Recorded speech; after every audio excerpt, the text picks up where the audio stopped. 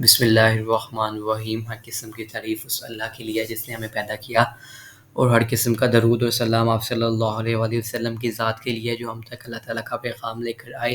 अल्हम्दुलिल्लाह हम designs रोलियो designs के बारे में डिस्कस कर रहे थे। इससे पहले हमने 3 वीडियोज़ बना चुके हैं। अगर आप वो देख लो तो आपके लिए आसानी हो जाएगी, एक स्केच बन जाएगा कि हम कैसे किस तरतीब के साथ आ रहे हैं, तो आपके लिए इसको समझना आसान हो जाएगा। इससे पहले हमने क्लासिफ़िकेशन की एक वीडियो बना चुके हैं, ये उसका दूसरा पार्ट है। अब उसके अंदर हमने क्या दिखा था कि कौन से डिज़ाइन के कंपोनेंट किस फैमिली से बिलोंग, कौन से डिज़ाइन के कौन-कौन से कंपोनेंट हैं, और उन कंपोनेंट्स, क्योंकि डिज़ाइन एक मिक्सचर है, ठीक है? उस मिक्सचर में काफ़ी ज़्यादा चीज़ें हैं, तो वो कौन-कौन सी चीज़ें हैं और उन चीज़ों के अंदर कौन-कौन से ड्रग्स प्रेज़ेंट होती हैं।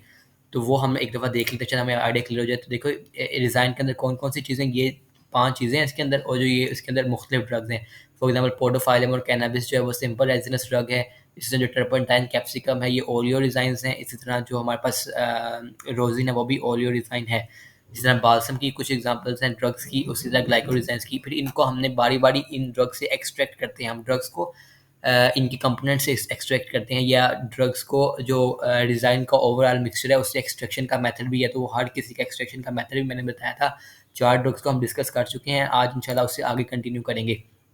तो उससे आगे क्या है, आइपोमिया है। आइपोमिया का बोटेनिकल ओरिजिन क्या है कि हम इसके ड्राइड ट्यूबरस रूट्स जो हम इसके इस्तेमाल करते हैं, आइपोमिया ओरिजाबेंसिस इसका बोटेनिकल नेम है, ये साइंटिफिक नेम कह रही है, बोटेनिकल नेम। उसके बाद इसकी जो फैमिली है वो वुलेशिया है। इसके कंस्टिट्यूएंट्स में ग्लाइकोडिजाइंस हैं। ग्लाइकोडिजाइंस का मैंने आपको बताया था कि इसकी एक, इनके अंदर ग्लाइकोसाइड प्रेजेंट होता है। ये ग्लाइकोसाइड की कम्बिनेशन के साथ ये मिलके बनते हैं। इसकी एग्जांपल में फाइटोस्टेरोल ग्लाइकोसाइड और सीटोस्टेरोल ग्लाइकोसाइड इसकी एग्जांपल के अंदर आता है, और वोलेटाइल ऑयल और फैटी एसिड्स हैं इसके अंदर कंस्टिट्यूएंट्स में। इसको हम पुर्गेटिव और कैथार्टिक के तौर पर इस्तेमाल करते हैं। जैसे मैं बोल रहा हूँ, अगर आप वैसे लिख दोगे तो ये आपके लिए काफ़ी होगा, इससे ज़्यादा आपको लिखने की ज़रूरत नहीं है। नहीं तो अगर आपके टेबल जो लिखा हुआ है इसके अंदर वही चीज़ें लिख देना तो आपके लिए आसानी हो जाएगी इंशाल्लाह। तो इसकी एक्सट्रैक्शन मेथड क्या है कि हम रूट्स को कलेक्ट करते हैं और ड्राई करते हैं अंडर सनलाइट। तो हमें तब तक हम इसको ड्राई करते हैं सनलाइट के अंदर जब तक हमें ग्रेइश कलर ना मिल जाए। अगर आपने एक्सट्रैक्शन वाली वीडियो देखी होगी तो आपको इस एक्सट्रैक्शन वाला पोर्शन जो कि जो मोस्टली चीज़ें हैं वो आपको समझ आ जाएंगी।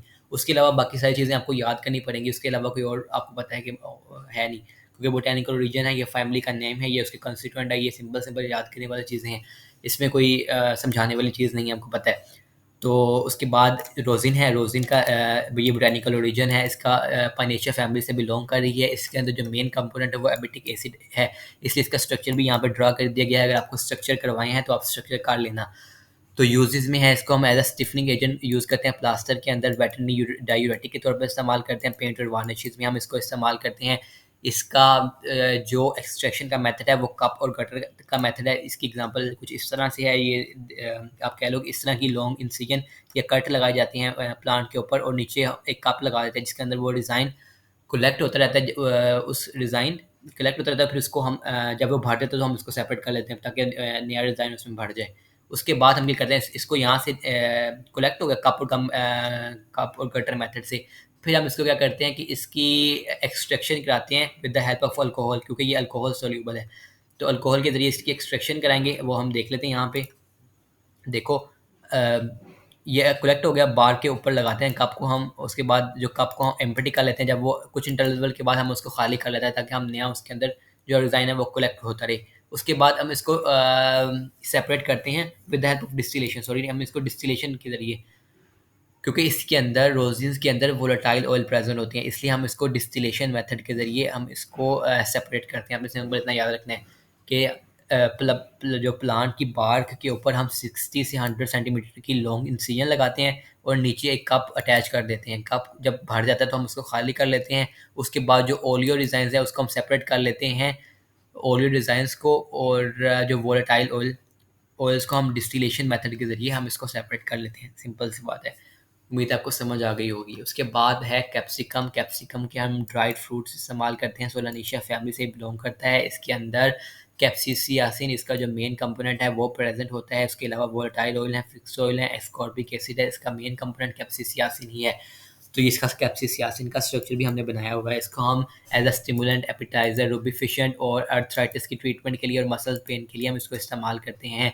अब इसका एक्सट्रैक्शन मेथड बहुत ही आसान है, सिंपल सा है कि आप देखो जैसे मैं बोल रहा हूँ वैसे लिख देना, काफ़ी है इंशाल्लाह। तो कहते हैं कि आपने जो फ्रूट्स हैं उसको ड्राइड कर लेना है, उसके बाद उसका पाउडर बना लेना है। पाउडर बनाने के बाद हम इसको अल्कोहल की मदद से एक्सट्रैक्ट करेंगे, क्योंकि हमारा मोस्टली जो मैंने पीछे भी बताया, वो मैंने रोज़न के लिए बताया था, लेकिन रोज़न क्यों, क्योंकि रोज़न के अंदर वोलेटाइल कंपोनेंट्स हैं। आपको पता है वोलेटाइल कंपोनेंट्स बहुत ही सेंसिटिव होते हैं, वो इवेपोरेट होने के इनके चांसेस ज़्यादा होते हैं। इसलिए हम उसको डिस्टिलेशन मेथड के ज़रिए या वैक्यूम डिस्टिलेशन के ज़रिए उसको सेपरेट करते हैं। उसके अलावा जो बाकी मोस्टली चीज़ें हम उसको अल्कोहल के ज़रिए ही एक्सट्रैक्ट करते हैं, आप कह लो। तो इसका एक्सट्रैक्शन क्या है कि इसको अल्कोहल के ज़रिए एक्सट्रैक्ट करेंगे, क्योंकि ये अल्कोहल सोल्यूबल है, वाटर सोल्यूबल नहीं है। अब अल्कोहल के अंदर एक्सट्रैक्ट करने के बाद उस अल्कोहल के सॉल्यूशन को हम अल्कलाइन सॉल्यूशन के अंदर डिसॉल्व कर देंगे, उसको अल्कलाइनेटेड कर देंगे।